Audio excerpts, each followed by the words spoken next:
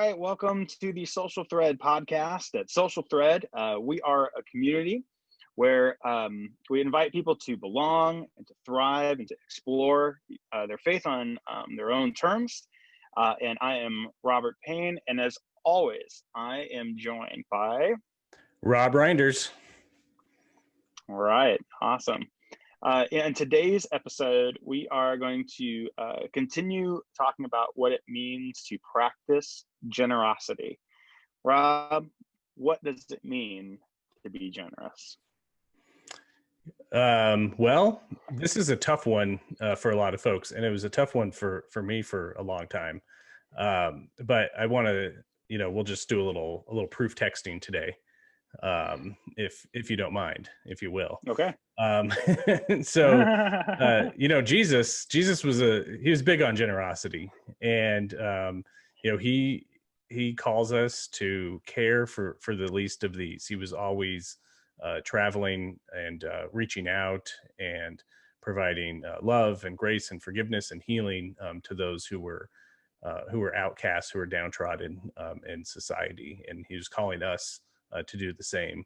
And then, in another passage, when we talk about, things we own, those possessions we have, whether that be money or property or whatever else, he talked a lot about giving what you can, and no matter how little that may be, that there's something special happening in sacrifice, in giving up a little bit of what we have for the benefit of someone else. So speaking of that, we spend a lot of time focusing on, in our culture, of what we don't have, and like, oh man, I need the latest phone.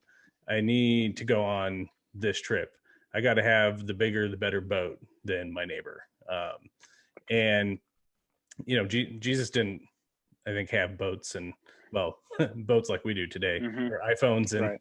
and all that other stuff. He was talking a lot more about life and death stuff. So we're pretty spoiled these days in most parts of the world. And even though, we have a nice roof over our heads, we have air conditioning, we have refrigerators, we have toilets that flush, we have supercomputers that fit in our pocket, it seems like we are still constantly worried that we'll never have enough. And even if we think, like, hey, you know what, I am pretty blessed. Like, my family's taken care of. What keeps us up at night is losing what we have. And this is a reality for a lot of people, and it's normal human behavior, I think, in a lot of ways. So I'm not judge anyone. And my goodness, these are still concerns and fears I have from time to time. And at the same time, there are people in our country, in our world, and in our town, maybe even our neighbors, who aren't able to provide for themselves or for their families. And they really rely on the generosity of others to help them stay out of poverty, or to even just have a meal. And a lot of times we have to try to bridge that gap. Like, wait a second, I have all this stuff while at the same time I'm terrified of losing my stuff, or I don't have the best stuff. And on the other side, you have people who literally have nothing. And we have to bridge that gap somehow. And that's where generosity comes in. It's being willing to say, even though I may not feel secure with all the resources I have, I actually do indeed have enough, and I can share these, even a little portion of them, with somebody else, to make somebody else's life better. So, we all have something to offer, and that could be time as well, in addition to resources. We could watch Netflix, or we can go help our neighbor out. My actual next door neighbor, she's older. She's had a pacemaker put in recently, and she just can't do as much as she used to be able to do. Her kids check on her when they can, but they can't be doing that all the time. And so my wife and I have been helping her out a lot more recently. We don't have to do that. We're not doing that because we feel guilty. We're doing that because we want to help. We're giving up a little bit of our time to go next door and help out when we can. So, that's just a little example of an easy way you can be generous. I was wondering, Robert, what's your practice of generosity look like? But also, where do you struggle with it? What's challenging about it for you? Sure. Yeah, I think that I think for me, the practice of generosity is just being mindful of the need in the first place. So that's always a challenge. Is just being aware of, hey, I need to be open and be looking for where I can be involved and where I can meet a need. And so, yeah, definitely having eyes not on me, but eyes on the need is something that I certainly struggle with. But then, I think that one of the ways that we practice, and this might timestamp this podcast a little bit, but during the COVID, there are lots of supplies where we've had family and we've had friends who have not been able to be able to find basic things that they need for their family, and so we have been able to provide just basic supplies and some things for people. And we've been able to supply money and food, and that's just kind of like been our family MO that we've been doing for a long time. Is we've been able to get involved and not